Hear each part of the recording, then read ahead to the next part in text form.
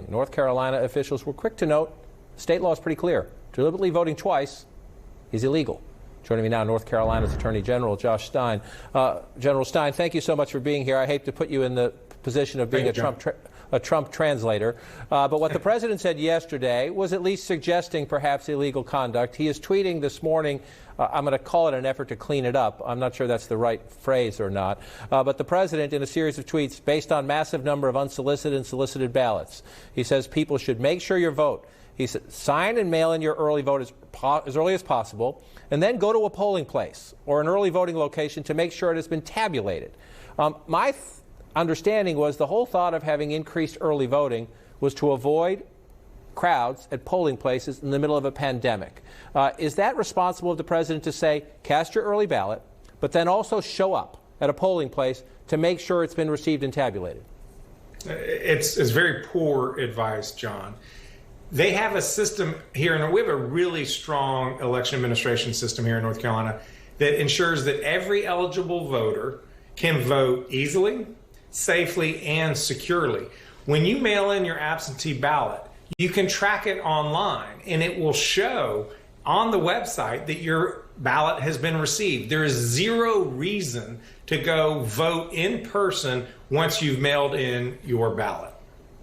So you're the Attorney General. You're also a politician. Help me here. Then, what do you think the president is confused? The president doesn't understand how elections work, or the president is trying to sow doubt and uncertainty? A series of actions he has taken concerning elections gravely concerns me.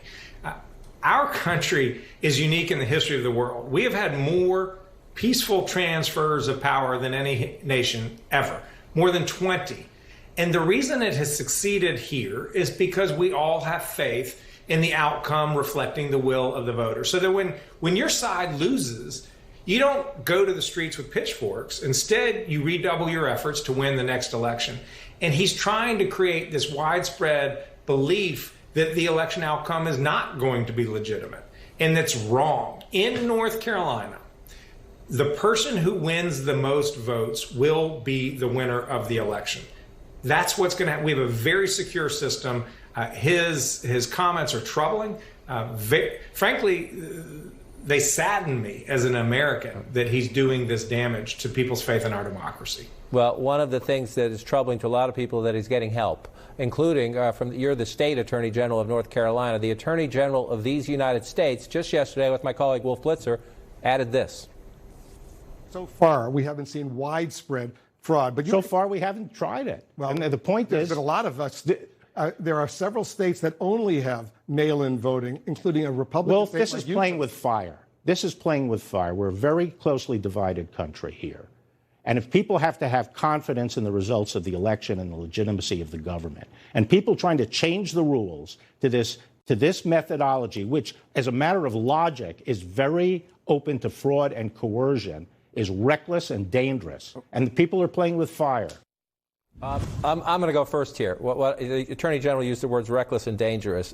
This is an Attorney General, part of an administration that has actively tried to undermine confidence in the elections, and then he says it's vital that people have confidence in the results. Is it fire for people to vote by mail, or can you handle this?